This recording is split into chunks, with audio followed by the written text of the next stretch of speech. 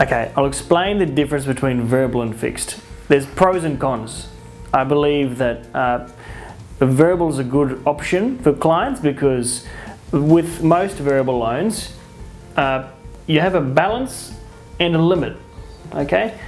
Like a credit card, the same thing. Let's say if your mortgage was $100,000 exactly, we don't get charged interest on the limit of our variable loan, we get charged interest on the balance. So if you've paid that loan to, for example, $90,000, you will get interest charged to $90,000. Interest is calculated daily on the balance of your variable mortgage, paid monthly.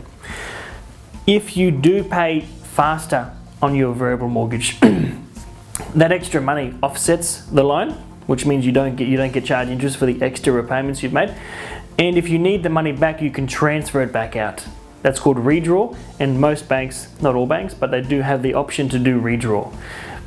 So it's it makes it better so you can pay it off faster, and if you need the money, transfer it back out. So it's very flexible. A variable loan is very flexible. So that's a pro. A con is that the variable rate is depicted upon what happens at the RBA. So if the RBA does raise rates next month, the cash rate, that means your variable mortgage will increase as well. So you could be paying 4.5% today, next month could be 4.75, the following month 5%. So it does move up and down, hence the word variable. That's the pros and cons to variable. Fixed.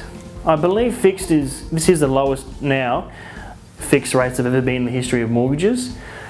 So fixed rate does give a bit of security because you can fix a loan for example, 3 to 5 years. 1, 2, 3, 4 or 5 years, it doesn't matter, you're allowed to do that. And the fixed period, the rate will not change.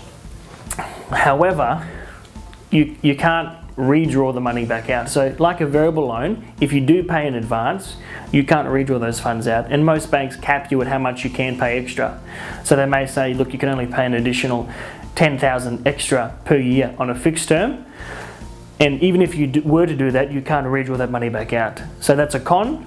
A pro to a fixed overall is that you know exactly what the rate is for the next, for example, 5 years. A con is if you do pay in advance, you can't redraw those funds back out.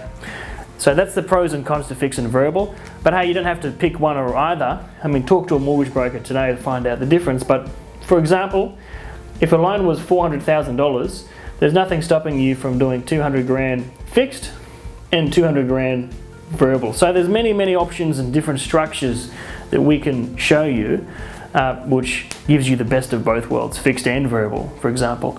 And we'll talk about offset accounts in the next video and how you can only have an offset account linked to a variable mortgage.